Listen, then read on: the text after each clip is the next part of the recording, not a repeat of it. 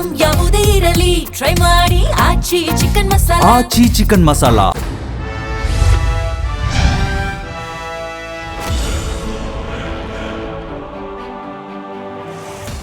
ನಮ್ಮ ರಾಜ್ಯದಲ್ಲಿ LPG ಸಮಸ್ಯೆ ಬಹಳಷ್ಟು ಉಲ್ಬಣ ಆಗ್ತಾ ಇದೆ. ಅದರಲ್ಲೂ ಕೂಡ ಆಟೋ ಚಾಲಕರು ದಿನೇ ದಿನೇ ಕಷ್ಟಪಡ್ತಾ ಇದ್ದಾರೆ. ರಾತ್ರಿ ನಿದ್ದೆ ಇಲ್ಲದೆ ಮಾರ್ನಿಂಗ್ ತನಕ ವೇಟ್ ಮಾಡಿ LPG ಗ್ಯಾಸ್ ಅನ್ನ ತುಂಬಿಸ್ತಾ ಇದ್ದಾರೆ. ಹಾಗಾದ್ರೆ ಆಟೋ ಚಾಲಕರು ಇದರ ಬಗ್ಗೆ ಏನು ಹೇಳ್ತಾರೆ? ರಾಜ್ಯ ಸರ್ಕಾರ ಯಾವ ರೀತಿ ನಿರ್ಧಾರ ತೆಗೆದುಕೊಳ್ಬೇಕು? ಕೇಂದ್ರ ಸರ್ಕಾರದ ಪಾತ್ರ ಎಷ್ಟಿದೆ? ಬನ್ನಿ ಆಟೋ ಚಾಲಕರನ್ನ ಮಾತಾಡ್ಸ್ಕೊಂಡು ಬರೋಣ. LPG ಬಹಳಷ್ಟು ಸಮಸ್ಯೆ ಆಗ್ತಾ ಇದೆ. ನಿಮ್ಗೆ ಎಷ್ಟು ಸಮಸ್ಯೆ ಆಗಿದೆ? ಮೇಡಮ್ 3 ಸಲ ಗಾಡಿಗೆ ಹೋಗಿಲ್ಲ ನಾವು, ಗ್ಯಾಸ್ ಸಿಗ್ತಾ ಇಲ್ಲ. ಎಲ್ಲಿ ಹೋದ್ರೂ 120 ರೂಪಾಯಿ ರೇಟು. ಆ್ಯಕ್ಚುಲಿ ರೇಟ್ ಇರೋದು ಗೌರ್ಮೆಂಟ್ ರೇಟ್ 89 ರೂಪಾಯಿ, 120 ರೂಪಾಯಿ ತೊಗೊತಾ ಇದ್ದಾರೆ. ಹಾಂ, ಎಷ್ಟು ಕಷ್ಟ ಆಗ್ತಿದೆ? ಭಾಳ ಕಷ್ಟ ಆಗ್ತಾ ಇದೆ ಮೇಡಮ್, ಜೀವನ ಮಾಡೋದೇ ಭಾಳ ಕಷ್ಟ ಆಗ್ತಾ ಇದೆ. ಹಾಂ, ಸರ್ಕಾರ ಇದ್ರ ಬಗ್ಗೆ ಯಾವ ರೀತಿ ಸ್ಪಂದನೆ ಕೊಡ್ಬೇಕು ಸರ್? ಯಾಕಂದ್ರೆ ಇನ್ನು ಕೂಡ ಸಚಿವರು ಇದ್ರ ಬಗ್ಗೆ ಯಾವುದೇ ರೀತಿಯಾದಂತಹ ಇದು ಮಾಡಿಲ್ಲ. ಏನು ಹೇಳ್ತೀರಾ? ಇಲ್ಲ ಮೇಡಮ್, ಅವ್ರು ಯಾವ್ದು ಟೆನ್ಷನ್, ಅವರು ಎಲ್ಲ ಕರೆಕ್ಟ್ ಇದೆ ಅಂತಾರೆ. ಅಲ್ಲಿ ರೋಡಿಗೆ ಬಂದು ನೋಡ್ರೆ ಗೊತ್ತಾಗುತ್ತೆ ಏನು ಪ್ರಾಬ್ಲಮ್ ಅಂತ. 2 ಕಿಲೋಮೀಟ್ರ್ 3 ಕಿಲೋಮೀಟ್ರ್ ನಿಂತಿರ್ತದೆ ಲೈನು. ಹಾಂ, ಅಲ್ಲೇ 4-5 ಅವರ್ ಆಗೋಗುತ್ತೆ. ನಮ್ಗೇನು ಸಿಗ್ತದೆ ಮೇಡಮ್ ಅದರಲ್ಲಿ? ಸರ್, ಈಗ ಮತ್ತೊಂದು ಕಡೆ ಈಗ ನಿಮ್ಗೆ ನೀವು ಹೇಳಿದ್ರಿ 80 ರೂಪಾಯಿ ಇರೋದು 100 ದಾಟಿದೆ ಅಂತ, ಈಗ 120 ಆಗಿದೆ. ನೀವು ಗ್ರಾಹಕರಿಗೆ ಏನಾದ್ರು ಹೆಚ್ಚು ತಗೋತೀರಾ? ಯಾಕಂದ್ರೆ ನಿಮ್ಗೆ ಪಾಪ ನಿಮಗೆ ಇಲ್ಲಿ ಲಾಸ್ ಅಲ್ವಾ ಸರ್? ಇಲ್ಲ, ಕೊಡೋದಿಲ್ಲ ಅವರು. ಏನು ಹೇಳ್ತಾರೆ, ಬೇಕಾದ್ರೆ ಓಡಿಸಿ ನಾವು ಬೇರೆ ಗಾಡಿಗೆ ಹೋಗ್ತೀವಿ ಅಂತಾರೆ ಮೇಡಮ್. ಅದರಲ್ಲೂ ಕಾಂಪಿಟೇಷನ್ ಇದೆ. ಮತ್ತೆ ಈ 2 ವೀಲರ್ ಎಲ್ಲ ಬಿಟ್ಟಿದಾರಾ, ಅದರಿಂದ ಭಾಳ ತೊಂದರೆ ಆಗ್ತದೆ ಮೇಡಮ್. ಸರ್, ಬೆಂಗಳೂರಿನ ಜೀವನಾಡಿ ಆಟೋ. ಪ್ರತಿಯೊಬ್ಬರು ಆಟೋಗೆ ಡಿಪೆಂಡ್ ಆಗೇ ಆಗ್ತಾರೆ. ಯಾಕಂದ್ರೆ ಗಲ್ಲಿಗೆ ಹೋಗ್ಬೇಕಾದ್ರೂ ಆಟೋದವರೇ ಕರ್ಕೊಂಡು ಹೋಗೋದು. ನಿಮ್ಮ ಪರಿಸ್ಥಿತಿ ಈಗಿದೆ, ಏನು ಹೇಳ್ತೀರಾ? ಎಷ್ಟು ಸಪೋರ್ಟ್ ಬೇಕು ನಿಮಗೆ? ಭಾಳ ಕಷ್ಟ ಇದೆ ಮೇಡಮ್, ಜೀವನ ಅಂತ ಭಾಳ ಕಷ್ಟ ಆಗ್ಬಿಟ್ಟಿದೆ ಮೇಡಮ್. ತುಂಬ ಕಷ್ಟ ಆಗ್ತದೆ ಮೇಡಮ್. 4 ಅವರ್ 5 ಅವರ್ ನಿಂತ್ಕೋಬೇಕಾದ ಗ್ಯಾಸ್ಗೋಸ್ಕರ.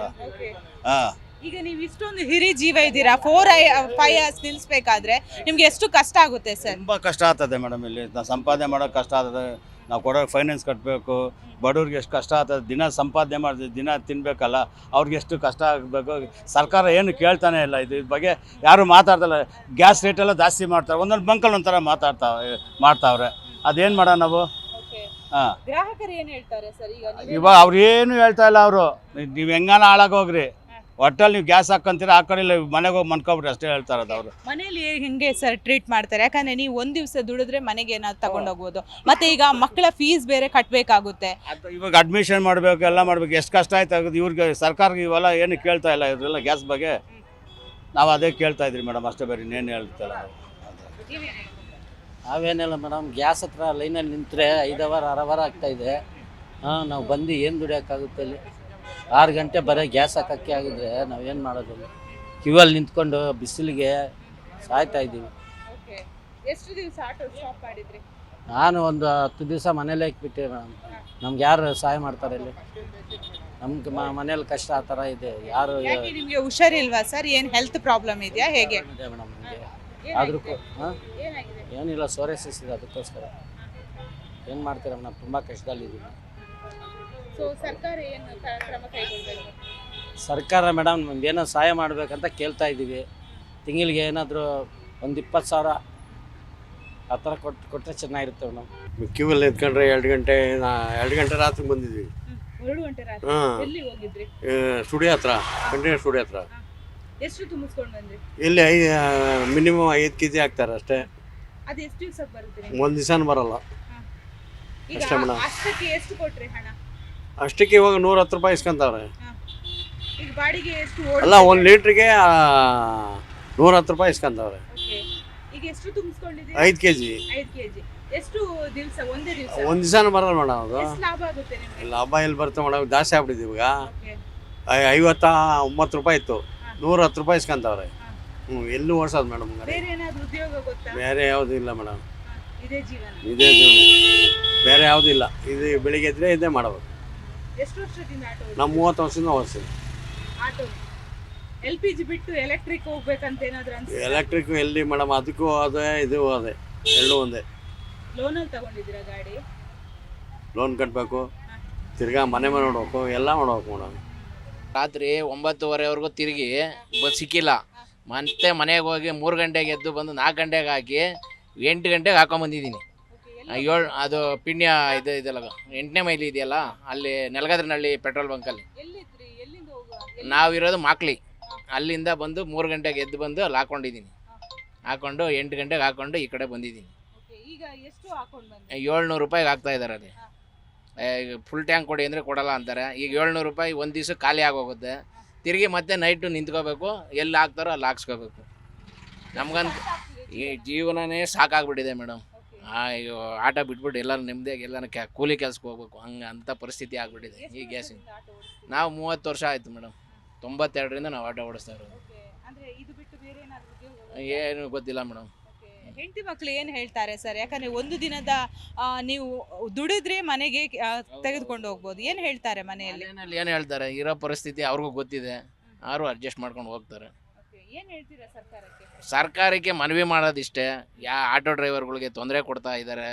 ಈ ಇವ್ರು ಕೇಳಿದ್ರೆ ಅವ್ರ ಮೇಲೆ ಹೇಳ್ತಾರೆ, ಸೆಂಟ್ರಲ್ ಅವ್ರ ಮೇಲೆ ಹೇಳ್ತಾರೆ, ಸೆಂಟ್ರಲ್ನವರು ನಾವು ಕಳಿಸ್ತಾ ಇದ್ದೀವಿ ಅಂತಾರೆ. ಯಾರನ್ನ ಮೇಲೆ ನಾವು ಇದು ಮಾಡೋದು ಮೇಡಮ್? ಸರ್, ಈಗ 30 ವರ್ಷದ ಅನುಭವ, ಈ ನಿಮ್ಮ ಅನುಭವದಲ್ಲಿ ಈ ರೀತಿಯಾದಂತಹ ಸಮಸ್ಯೆ ಈ ಹಿಂದೆ ಬಂದಿತ್ತಾ ನಿಮ್ಗೆ? ಈಗ ಕೊರೋನಾ ಟೈಮಲ್ಲಿ ಬಂದಿತ್ತು, ಆದರೆ ಇಷ್ಟು ಬಂದಿಲ್ಲ. ಅದು ಕೊರೋನಾ ಸಮಸ್ಯೆ ಆಗಿರಲಿಲ್ಲ, ಗ್ಯಾಸ್ ಸಮಸ್ಯೆ ಆಗಿರಲಿಲ್ಲ, ಗಾಡಿ ಓಡಿಸ್ತಾ ಇರಲಿಲ್ಲ ಅಷ್ಟೇ. ಅದು ಏನು ಈ ಥರ ಸಮಸ್ಯೆ ಯಾವತ್ತೂ ಆಗಿಲ್ಲ ಬಿಡಿ. ಜೀವನದಲ್ಲಿ ನಾವು ಆಟಕ್ಕೆ ಬಂದಾಗಿಂದ ಈ ಥರ ಸಮಸ್ಯೆ ಆಗಿಲ್ಲ. ಈಗ ಹೇಳ್ತಾ ಇದ್ದಾರೆ ಗ್ಯಾಸ್ ಇದೆಲ್ಲ ಪೆಟ್ರೋಲ್ ಮಾಡಿಸ್ಕೊಳ್ಳಿ ಅಂತಾರೆ. ಪೆಟ್ರೋಲ್ ಮಾಡ್ಸೋಕ್ಕಾಗತ್ತಾ ಇದನ್ನು? ಆಟೋ CNG ಅವಾಗ ಹೇಳಿದ್ರು ಗ್ಯಾಸ್ ಮಾಡ್ಕೊಳ್ಳಿ, ಇದನ್ನು ಪೆಟ್ರೋಲಲ್ಲಿ ಇದ್ದಿದ್ದನ್ನ ಗ್ಯಾಸ್ ಮಾಡಿಸೋರು. ಇವಾಗ ಗ್ಯಾಸ್ನ ತೆಗೆದ್ಬಿಟ್ಟು ಪೆಟ್ರೋಲ್ ಮಾಡ್ಕೊಳ್ಳಿ ಅಂತಾರೆ. ಮಾಡ್ಕೊಳಕ್ಕಾಗತ್ತಾ ಅದು?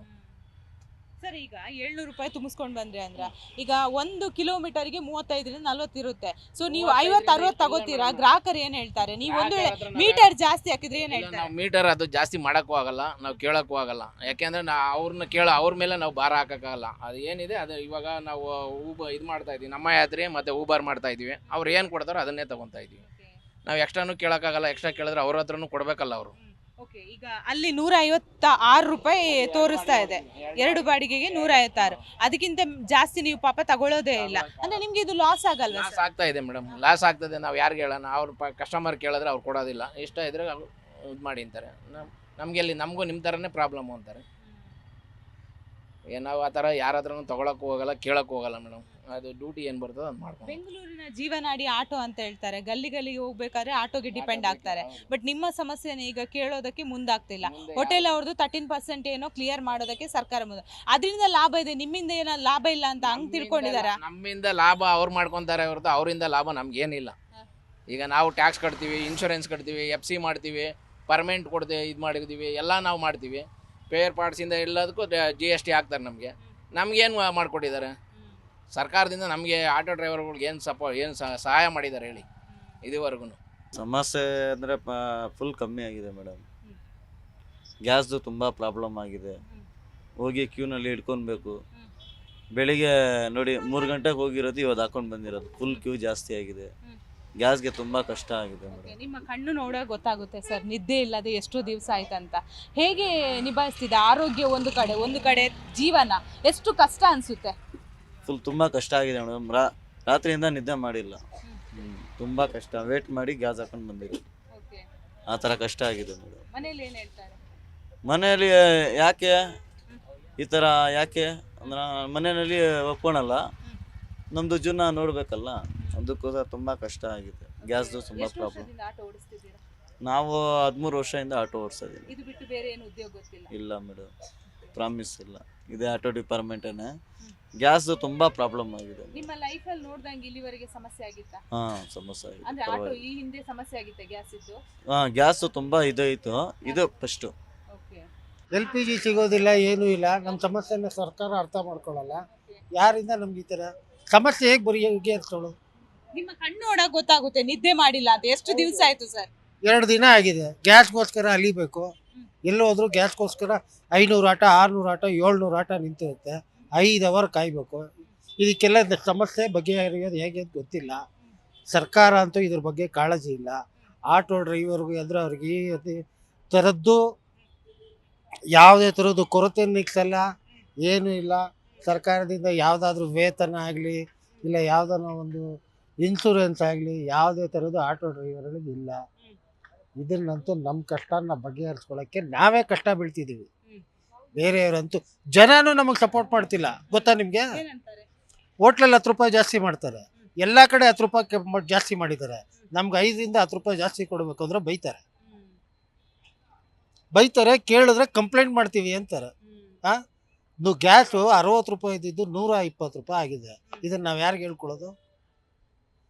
ಯಾರಿಗೆ ಮನೆ ಮಠ ಏನಾದ್ರೂ ಹೋಗ್ತೀರಾ ಅಂದ್ರೆ ಬರೀ ಲೈನ್ ನಿಂತ್ಕೊಂಡೆ ನಿಮ್ಮ ಜೀವನ ಟೈಮ್ ಹೋಗ್ತಿದೆ. ಇಲ್ಲೇ ಆಗೋಗ್ತಿದೆಯಲ್ಲ, ದಿನಕ್ಕೆ ಅರ್ಧ ದಿನ ಗ್ಯಾಸ್ ಹಾಕ್ಸೋದೇ ಆಗೋಗ್ತಿದೆಯಲ್ಲ. ಇನ್ನು ಅರ್ಧ ದಿನದಲ್ಲಿ ಖಾಲಿ ಸುತ್ತಬೇಕು. ಕೇಳಿದ್ರೆ ನೀವು ಜಾಸ್ತಿ ಕೇಳ್ತೀರಾ, ಡಿಮ್ಯಾಂಡ್ ಮಾಡ್ತಿದ್ದೀರಾ ಅಂತ ಇದನ್ನು ಬೇರೆ. ಹೋಟ್ಲಲ್ಲಿ ಅವನು 1 ಪ್ಲೇಟ್ಗೆ 10 ರೂಪಾಯಿ ಜಾಸ್ತಿ ತೊಗೊತಾನೆ, 1 ಕಾಫಿಗೆ 10 ರೂಪಾಯಿ ಜಾಸ್ತಿ ಮಾಡಿದ್ದಾನೆ. ನಾನು ಅದನ್ನು ಯಾರು ಕೇಳೋದೇ ಇಲ್ವಾ? ಆಟೋದವ್ರು ಮಾತ್ರ 10 ರೂಪಾಯಿ ಡಿಮ್ಯಾಂಡ್ ಮಾಡಿದ್ರೆ ಎಲ್ಲರೂ ಕೇಳ್ತಾರೆ. ಅಯ್ಯೋ ಆಟೋದವ್ರು ಹಂಗಲ್ಲಪ್ಪ, ಈ ಥರಪ್ಪ ಎಲ್ಲರೂ ಜಾಸ್ತಿ ಕೇಳ್ತಾರೆ. ಯಾರು ಜನ ಅಂತೂ ಬಾಯಿ ಬಿಟ್ಟು ನಾವು 10 ರೂಪಾಯಿ ಕೊಡ್ತೀವಿ ಅಂತ ಹೇಳಲ್ಲ. ಕೆಲವ್ರು ಇದ್ದಾರೆ, ಬನ್ನಿ ಸರ್ ನಮ್ಮ ಕಷ್ಟ ಅರ್ಥ ಮಾಡ್ಕೊಂಡು ಕೊಡೋರು. ಆದರೆ ಯಾರು ನಮ್ಮ ಕಷ್ಟನ ಅರ್ಥ ಮಾಡ್ಕೊಳ್ತಿಲ್ಲ. ದಯವಿಟ್ಟು ಸರ್ಕಾರಕ್ಕೆ ಏನು ಹೇಳೋದು ಅವರೇ ತಿಳ್ಕೊಬೇಕು. ನಾವು ಹೇಳೋದು ಸರ್ಕಾರ ನಾವು ಹೇಳ್ದಂಗೆ ಕೇಳುತ್ತಾ?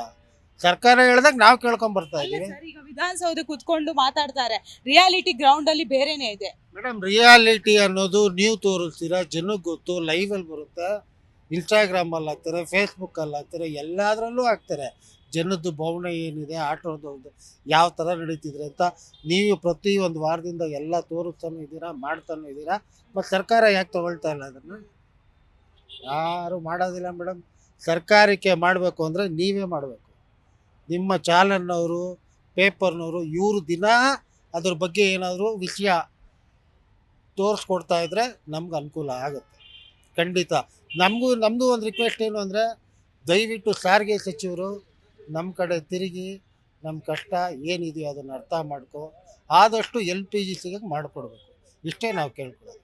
ಏನಂದರೆ ಅಲ್ಲಲ್ಲಿ ನಿಲ್ಸ್ಕೊಂಡು ಹಂಗಂಗೆ ಮಲ್ಗೋದಾಗಿದೆ ಕೆಲಸ ಅಷ್ಟೇ. ಮುಂದೆ ಸರ್ ಇದೇ ರೀತಿ ಪ್ರಾಬ್ಲಮ್ಸ್ ಕಂಟಿನ್ಯೂ ಆದ್ರೆ ನಿಮ್ಗೆ ಯಾವ ರೀತಿ ಉದ್ಯೋಗನ ನೀವು ಮಾಡ್ತೀರಾ? ಯಾಕಂದ್ರೆ ನಿಮ್ಗೆ ಒಂದೊತ್ತಿನ ಊಟಕ್ಕಾದ್ರೂ ನೀವು ಆಟೋ ಓಡಿಸ್ಲೇಬೇಕು, ಮನೇನ ನಿರ್ವಹಿಸ್ಬೇಕಾದ್ರೆ ಆಟೋ ಓಡಿಸ್ಲೇಬೇಕು. ಏನ್ ಹೇಳ್ತೀರಾ? ಏನು ಹೇಳೋದು ಮೇಡಮ್, ಈ ಥರ ರಾಜಕೀಯದಲ್ಲಿ ಈ ಥರ ಮಾಡ್ಕೊಂಡು ಎಲ್ಲ ಈ ಥರ ಮಾಡ್ತಾವ್ರೆ. ಎಲ್ಲಿ ಗಾಡಿಗಳು ಓಡಿಸೋದು, ಎಲ್ಲಿ ನಾವು ಅಲ್ಲಲ್ಲೇ ಹಾಕ್ಕೊಂಡು ಅಲ್ಲಲ್ಲೇ ನಿದ್ದೆ ಮಾಡೋದಾಗೋಗಿದೆ. ಇವಾಗ ಬಾಡಿಗೆ ಎಲ್ಲಿನೂ ಬರ್ತಾಯಿಲ್ಲ. ನೋಡಿದ್ರೆ ಅಲ್ಲಲ್ಲಿ 5-5 ಕಿಲೋಮೀಟ್ರ್ ಗಾಡಿಗಳು ನಿಲ್ಸ್ಕೊಂಡು ಗ್ಯಾಸ್ ಹಾಕ್ಕೊಳ್ಬೇಕಾಗಿದೆ ಅಷ್ಟೇ ಮೇಡಮ್. ಮನೇಲಿ ಏನಪ್ಪ ದುಡಿತಾ ಇದೆಯಾ ನೀನು, ಏನು ದುಡಿಮೆ ಮಾಡ್ತಾ ಇದೆಯಾ ಅಂತ ಕೇಳ್ತಾವ್ರೆ ಅಷ್ಟೇ, ಬೇರೆ ಇನ್ನೇನು ಮಾಡೋಕ್ಕಿಲ್ಲ. ಎಲ್ಲಿ ಸಿಗ್ತಾ ಇಲ್ಲ, 10 ದಿವಸ ಸಿಗ್ತಾನೆ ಇಲ್ಲಲ್ಲ. ಕ್ಯೂ ನಿಂತು ಸಾಕಾಗೋಯ್ತು. ಜನ ಏನಂತಾರೆ, ನೀವು ಆಟೋ ಸಿಕ್ಕಿಲ್ಲ ಅಂದ್ರೆ? ಸಿಕ್ಕಿಲ್ಲ ಅಂದ್ರೆ ಬೈತಾ ಇದ್ದಾರೆ, ಎಲ್ಲರೂ ಬೈತಾ ಇರ್ತಾರೆ. ಏನಪ್ಪ ಆಟೋ ಸಿಗ್ತಾ ಇಲ್ಲ, ಏನಪ್ಪ ನೀವು ಈ ಥರ ಮಾಡಿದ್ರೆ ಹೇಗೆ? ಎಲ್ಲಿ ಹೋಗಿ ಹಾಕೊಂಡು ಬರ್ತೀರಾ? ಇಲ್ಲಿ ಇದ್ರ ಹತ್ರ ಶ್ರೀನಿವಾಸ ರೋಡಲ್ಲ 7:15 ನಿಂತಿದ್ದು ಬೆಳಿಗ್ಗೆ. ಎಷ್ಟು ಗಂಟೆ ಹೋದ್ರೆ? 7:15 ಹೋಗಿದ್ದು, ಇವಾಗ ಬಂದಿದ್ದು ಅಷ್ಟು. ಈಗ ಇನ್ನು ಬಾಡಿಗೆ ಹೊಡಿಬೇಕು? ಇನ್ನು ಹೋಗ್ಬೇಕು. ಇವು ಫಸ್ಟ್ ಬಾಡಿ ಹೊಡ್ಕೊಂಬಂದು 100, 120, 130 ನೋಡಿ ಇಲ್ಲಿ ತೋರಿಸ್ತೀನಿ. 140 ರೂಪಾಯಿ, 130. ಇವ್ರೀಗ ದೃಶ್ಯದಲ್ಲಿ ಕೂಡ ತೋರಿಸ್ತಾರೆ, ನೀವು ನೋಡ್ತಾ ಇರ್ಬೋದು. ತನ್ನ ಅನುಭವವನ್ನ ಜೀ ಕನ್ನಡ ಜೊತೆ ತೋರಿಸ್ತಾ ಇದ್ದಾರೆ. ಸದ್ಯ ಇವರು 135 ರೂಪಾಯಿ ಆಗಿದೆ. 135 ರೂಪಾಯಿ ಗ್ಯಾಸ್ ಹೆಂಗೆ ಹಾಕ್ಸೋದು? ನಾವು ಏನು ಮಾಡೋದು? ಪ್ಯಾಸೆಂಜರ್ 10 ರೂಪಾಯಿ ಕೊಡಿ ಅಂದ್ರೆ ಕೊಡೋದಿಲ್ಲ. ನಾವು ಈ ಥರ 135 ರೂಪಾಯಿ ಹಾಕ್ಸಿ ನಾವೆಲ್ಲಿ ಮಾಡೋದು? ಖಾಲಿ ಸುತ್ತಬೇಕು. ನೀವು ಪಾಪ ಇಷ್ಟು 135 ರೂಪಾಯಿ ಹಾಕೊಂಡು ಬಂದ್ರಿ, ಬಾಡಿಗೆ ಸಿಗುತ್ತಾ ಸರ್? ಜನ ಏನಂತಾರೆ, ಜಾಸ್ತಿ ಕೊಡ್ತಾರಾ? ಹೋಟೆಲ್ಗಳಲ್ಲಿ ತಿಂಡಿ ಜಾಸ್ತಿ ಆಗಿದೆ. ಬೆಳಗ್ಗೆ 434 ರೂಪಾಯಿ ಮಾಡಿದ್ದೀನಿ ಬೆಳಗ್ಗೆ 6 ಗಂಟೆಯಿಂದ. ಈಗ ಆಗಲೇ 12 ಗಂಟೆ ಆಯಿತು, ಬಾಡಿಗೆ ಇಲ್ಲ, ಖಾಲಿ ಸುತ್ತದೆ. ಆಗಲ್ಲ.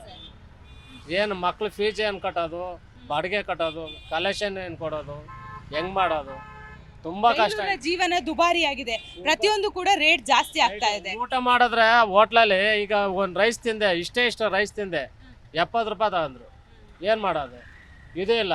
ನಮಗೂ ಗೊತ್ತಿರೋದಕ್ಕೋಸ್ಕರ ಕೊಡಲೇಬೇಕು. ಈಗ ಪ್ಯಾಸೆಂಜರ್ಗಳು 10 ರೂಪಾಯಿ ಕೊಡಿ ಅಂದ್ರೆ ಕೊಡ್ತಾ ಇಲ್ಲ.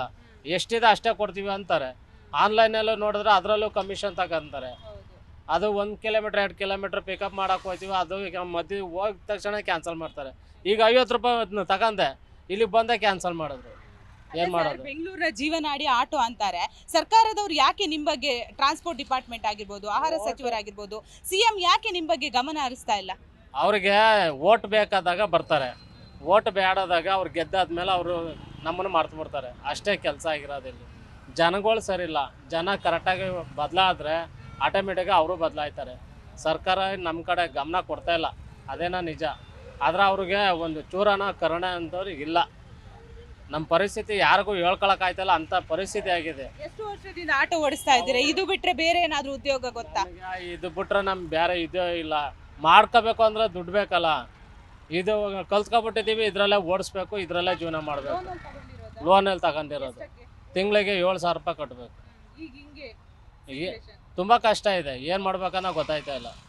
ಇದು ಕೊಟ್ಬಿಟ್ಟದ ಊರ ಕಡೆನೂ ಹೋಗ್ಬಿಡೋಣ ಅಂತ ಮಾಡ್ತಾ ಇದೀವಿ. ಲೋನ್ ಬೇರೆ ಐತೆ, ಏನು ಮಾಡೋದು, ಯಾರಿಗೆ ಹೇಳೋದು ಈಗ ಕಷ್ಟ. ಲೋನ್ ಕಟ್ಟಿಲ್ಲ ಅಂದ್ರೆ ಬ್ಯಾಂಕ್ ಅವರ ಕಾಟ, ಅದರಲ್ಲೂ ಸೆಂಟ್ರಲ್ ಗವರ್ಮೆಂಟ್ ಬಿಡಲ್ಲ. ಅದಕ್ಕೂ ಬಡ್ಡಿಗೆ ಬಡ್ಡಿ ಚಕ್ರ ಬಡ್ಡಿ ಹಾಕ್ತಾರೆ. ಏನು ಮಾಡ್ಬೇಕು ಅನ್ನೋದು ಗೊತ್ತಾಗ್ತಾ ಇಲ್ಲ. ಏನ್ ಹೇಳ್ತೀರಾ ಸರ್ ಸರ್ಕಾರಕ್ಕೆ? ಸರ್ಕಾರಕ್ಕೆ ಏನಿಲ್ಲ, ನಮಗೇನ ತಿಂಗಳಿಗೆ ಒಂದು 15,000 ರೂಪಾಯಿ ನಂಗೆ ಕೊಟ್ಟರೆ ನಾವು ಏನೋ ಸ್ವಲ್ಪ ಸಮಸ್ಯೆ ಬಗೆಹರಗಂಟ ತಿಂಗಳಿಗೆ ಒಂದು 15,000 ಅಕೌಂಟಿಗೆ ಹಾಕಿದ್ರೆ ಹೇಗೋ ನಾವು ಜೀವನ ಕಳ್ಕೊಬೋಯ್ತೀವಿ. ಮನೆ ಬಾಡಿಗೆ ಕಟ್ಟಬೇಕು, ಗ್ಯಾಸ್ ಹಾಕ್ಸ್ಬೇಕು, ಮಕ್ಳು ಫೀಸ್ ಕಟ್ಟಬೇಕು, ಎಲ್ಲ ಕಷ್ಟ ಇದೆ. ಬೆಂಗಳೂರಲ್ಲಿ ಏನು ಒಂದು ಟೀ ಬೆಲೆ 20 ರೂಪಾಯಿ ಆಗಿದೆ. ಹೋಟ್ಲಲ್ಲಿ ಕುಡಿತೀನೋ ಅಂದರೆ 20-25 ರೂಪಾಯಿ ತಗೊಂತಾರೆ. ತುಂಬ ಕಷ್ಟ ಇದೆ. ಹಾಲು ರೈಟು ಜಾಸ್ತಿ ಇದೆ. ಎಲ್ಲ ಪ್ರತಿಯೊಂದು ಸರ್ಕಾರಕ್ಕೆ ಎಲ್ಲ ಗೊತ್ತಿದ್ದು ಕಣ್ಣು ಮುಚ್ಕೊಂಡು ಸರ್ಕಾರ ಕೂತಿದೆ. LPG ಗ್ಯಾಸ್ ಸಿಗ್ತಾ ಇಲ್ಲ, ನಮ್ದು ತುಂಬ ಕಷ್ಟ ಇದೆ. ಏನು ಮಾಡಬೇಕು? ಇಷ್ಟೊಂದು ಏಜ್ ಆಗಿದೆ, ಎಷ್ಟು ವೆಯ್ಟ್ ಮಾಡಿ ಹಾಕಿಸ್ಕೊಂಡು ಬಂದ್ರಿ. ಪಾಪ ನೀವು ಬೇರೆ ಆರೋಗ್ಯದಲ್ಲಿ ಕೂಡ ಹೇಗಿದ್ದೀರಾ? ಹೌದು, ಅದೇ ನಮ್ದು ಮೈ ಹುಷಾರ ಇರ್ತೇ ಇಲ್ಲ ಮೇಡಮ್. ಅದೇ ಕ್ಯೂಲಿ 2 ಗಂಟೆ 3 ಗಂಟೆ ಇರ್ತೀನಿ ತ ನಮ್ದು ಗ್ಯಾಸ್ ಸಿಗತ್ತಾ. ಅದೇ 300 ರೂಪಾಯಿ ಜಾಸ್ತಿ ಕೊಡ್ತೇ ಇಲ್ಲ. ಏನು ಮಾಡಬೇಕು ಈಗ? ನನ್ನ ಜೀವನ ಯಾವ ಥರ ಮಾಡಬೇಕು? ಮನೆ ನಾನು ಬಾಡಿಗೆ ಕಟ್ಟಬೇಕು, ಮಕ್ಕಳು ನೋಡಬೇಕು, ಸ್ಕೂಲ್ ಫೀಸ್ ಕಟ್ಟಬೇಕು. ಯಾವ ಥರ ನಾನು ಮಾಡಬೇಕು ಹೇಳಿ? ಹಾಂ, ಏನು ಸರ್ಕಾರ ಏನು ಮಾಡ್ತೇ ಇಲ್ಲ. ನಾನು ಏನು ಮಾಡಬೇಕು ಈಗ?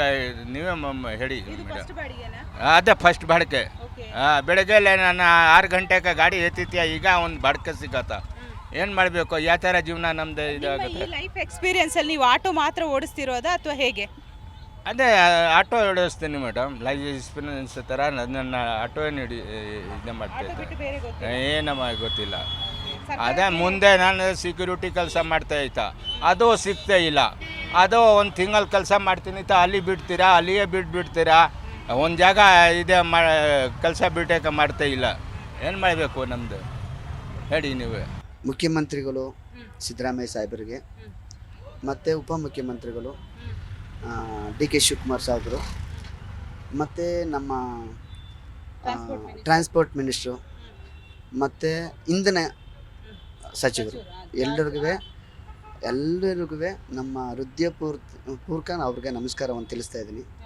ನಮ್ಮ ಆಟೋ ಡ್ರೈವರ್ಗಳು ಏನಂದರೆ ಬಡಪಾಯಿಗಳು. ನಾವೆಲ್ಲ ಶ್ರೀಮಂತರು.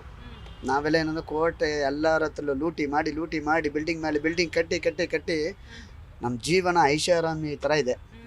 ಹಾಗಾಗಿ ನಮ್ಮ ಮುಖ್ಯಮಂತ್ರಿಗಳು ಮುಖ್ಯಮಂತ್ರಿಗಳು ಎಲ್ಲರಿಗೂ ಆಟೋ ಡ್ರೈವರ್ ಕಂಡ್ರೆ ಭಾರಿ ರಿಚ್ ಫ್ಯಾಮಿಲಿ. ನೀವು ಪಾಪ ಈಗ ಆರಾಮಾಗಿ ಕೂತಿದ್ದೀರಾ, ಇಷ್ಟು ರಿಚೆಸ್ಟ್ ಆಗಿದ್ದೀರಾ, ಅದಕ್ಕೆ ಈಗ ಅವ್ರಿಗೆ ಹೇಳ್ತಾ ಇದ್ದೀರಾ ನಾವು ರಿಚ್ ಆಗಿದ್ದೀವಿ, ನಮ್ಮ ಬಗ್ಗೆ ನೀವು ಗಮನ ಹರಿಸ್ತಾ ಇಲ್ಲ ಅಂತ?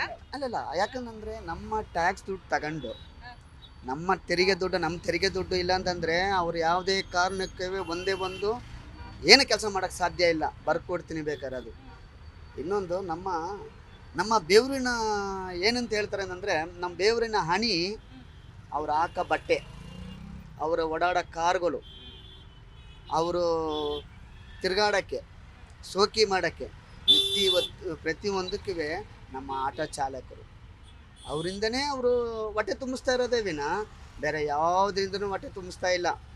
ಎರಡನೇದು ಹೇಳ್ಬೇಕಂದ್ರೆ, ನಮ್ಮ ಆಟೋ ಡ್ರೈವರ್ಗಳಿಗೆ ಇಂಡಿ ಇಪ್ಪೆ ಮಾಡಿಬಿಟ್ಟವ್ರೆ. ಹೆಂಗೆ ಅಂತಂದರೆ, ಒಂದು ಬಂದ್ಬಿಟ್ಟು ಈ ರ್ಯಾಪಿಡೋ ಬಂದ ನಂತರ ನಮಗೆಲ್ಲ ಫುಲ್ಲು ನಮ್ಮ ಬಾಡಿಗೆನೇ ಕಿತ್ಕೊಂಬಿಟ್ರು. ಎರಡನೇದು, ನಮಗೆ ಈ ಓಲಾ ಊಬರ್ಗಳು ಅವರು ಪ್ರತಿ ಆಟೋಗೂ ಪರ್ ಡೇ 20 ರೂಪಾಯಿ ಕಲೆಕ್ಟ್ ಮಾಡ್ತಾಯಿದ್ದಾರೆ. ಆಕ್ಸೆಸ್ ಚಾರ್ಜ್ ಅಂತ ಅಂದ್ಬಿಟ್ಟು ಒಂದು ಕಲೆಕ್ಟ್ ಮಾಡ್ತಾಯಿರ್ತಾರೆ. ಅದು 20 ರೂಪಾಯಿ. ನೀನು ಗಾಡಿ ಓಡಿಸಿರು ಆ್ಯಪ್ ಆನ್ ಮಾಡಿದ್ರೆ 20 ರೂಪಾಯಿ. ಒಂದು ಗಾಡಿಗೆ 20 ರೂಪಾಯಿ ಅಂದರೆ ಇಡೀ ಆಟೋ ಕಮ್ಮಿಲ್ಲ ಅಂದರೆ 4 ಲಕ್ಷ ಸಮಥಿಂಗ್ ಆಟೋ ಇದೆ. 4 ಲಕ್ಷ ಸಮಥಿಂಗ್ ಆಟೋ ಇದೆ. ಪ್ರತಿ ಒಂದು ಆಟೋದಲ್ಲಿ 20 ರೂಪಾಯಿ ಅಂತಂದರೆ ಎಷ್ಟಾಯಿತು? ಈ ದುಡ್ಡೆಲ್ಲ ಎಲ್ಲೂ ಹೋಗ್ತಾ ಇದೆ? ಸಚಿವರಿಗೆ ಸೂಟ್ ಕೇಸ್ ಹೋಗ್ತಾ ಇದೆಯಾ? ಎಲ್ಲಿ ಮೇಡಮ್? ಸಚಿವರಿಗೆ ಸೂಟ್ ಕೇಸ್ ಹೋಗ್ತಾ ಇದೆಯಾ? ನಮ್ಮ ತೆರಿಗೆ ದುಡ್ಡು ಏನಾಯಿತು? ಒಂದು ಕಡೆ ಬಸ್ಗಳು ಫ್ರೀ ಬಿಟ್ಟು ನಮ್ಮನ್ನ ಹಾಳು ಮಾಡಿದ್ರು. ಫಸ್ಟ್ ಆಫ್ ಆಲು ಉಚಿತ ಅಂತ ಅಂದ್ಬಿಟ್ಟು ಎಲ್ಲ ಉಚಿತ ಕೊಟ್ಬಿಟ್ಟು ನಮ್ಮನ್ನೆಲ್ಲ ಬೀದಿ ಪಾಲು ಮಾಡಿ ನಮಗೆ ಇತ್ತಗೆ ಮಕ್ಕಳ ಎಜುಕೇಷನು ಕೊಡೋಂಗಿಲ್ಲ.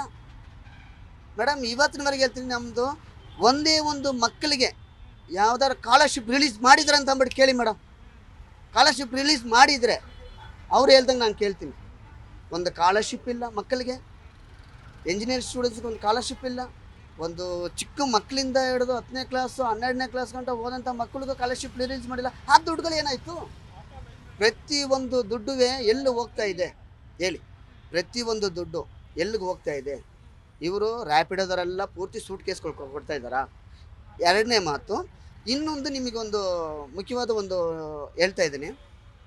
ಇವಾಗ ಬಂದ್ಬಿಟ್ಟು ವಾರ್ ಸ್ಟಾರ್ಟ್ ಆಗಿರೋದು. ವಾರ್ ಸ್ಟಾರ್ಟ್ ಮಾಡೋದು ಇವಾಗ ನಾವಾಗೆ ಏನು ಮಾಡಿಲ್ಲ, ಅವ್ರುಗಳು ಮಾಡ್ಕೊಂಡಿದ್ರೆ ಪ್ರತಿಯೊಬ್ಬ ಪ್ರಜೆ ಆದವನ್ನ ಅನುಭವಿಸ್ಲೇಬೇಕು. ಯಾಕಂದರೆ ಅದು ಇವತ್ತು ಮೋದಿ ಇರೋದಕ್ಕೆ ಇವತ್ತು ಈ ಥರ ಇದ್ದೀವಿ. ಇದೇ ಮೋದಿ ಇಲ್ದಲೇ ಬೇರೆ ಸರ್ಕಾರ ಇದ್ದಿದ್ರೆ ಇವತ್ತು ಪ್ರತಿಯೊಬ್ಬ ಪ್ರಜೆನಿವೆ ಬೀದಿಗೆ ಬರೋಂಥ ಸಿಚುವೇಶನ್ ಬಂದಿರೋದು. ಪ್ರತಿಯೊಂದು ಪ್ರಜೆನಿವೆ ಬೀದಿಗೆ ಬರೋಂಥ ಸಿಚುವೇಶನ್ ಬಂದಿರೋದು. ಅದನ್ನೆಲ್ಲ ಮೋದಿ ಕೂಡ ಇದ್ರ ಬಗ್ಗೆ ಧ್ವನಿ ಎತ್ತಬೇಕಲ್ಲ, ಯಾಕಂದ್ರೆ ಸೆಂಟ್ರಲ್ ಗೌರ್ಮೆಂಟ್ ಕೂಡ ಇದರಲ್ಲಿ ಇನ್ವಾಲ್ವ್ ಆಗಬೇಕಲ್ಲ. ಅವರ ಒಂದು ಇದರಲ್ಲಿ ಅವರಿಷ್ಟು ಶಿಪ್ಗಳು ಬೇರೆ ದೇಶಕ್ಕೆ ಯಾವ್ದಾರ ಒಂದು ಶಿಪ್ಪು ಬಂದಿದೆಯಾ ನೋಡಿ? ಯಾವ್ದಾರ ಒಂದು ಶಿಪ್ಪು?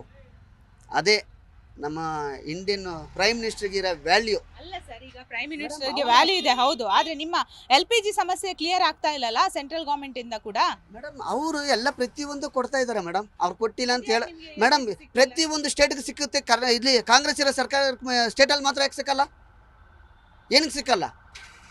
ಅದಕ್ಕೆ ನಾನು ಹೇಳ್ತೀನಿ, ಬೇಕಾದ್ರೆ ಪ್ರತಿಯೊಂದು ಸ್ಟೇಟಲ್ಲಿವೆ ಬರೋಂಗೆ ಪ್ರತಿಯೊಂದು ಇದಕ್ಕೂ ಪ್ರೈಮ್ ಮಿನಿಸ್ಟರ್ ಒಬ್ಬರಿಗಲ್ಲ, ಒಂದು ಸ್ಟೇಟ್ಗೆ ಮಾತ್ರ ಪ್ರೈಮ್ ಮಿನಿಸ್ಟರ್ ಅಲ್ಲ, ಇಡೀ ಇಂಡಿಯಾಗೆ ಪ್ರೈಮ್ ಮಿನಿಸ್ಟರ್ ಅವರು. ಇಂಡಿಯಾಗೆ ಪ್ರೈಮ್ ಮಿನಿಸ್ಟ್ರು. BJP ಸರ್ಕಾರ ಇರೋ ಜಾಗದಲ್ಲೂ ಪ್ರತಿಯೊಂದು ಅವ್ರಿಗೂ ತೊಂದರೆ ಇದೆ.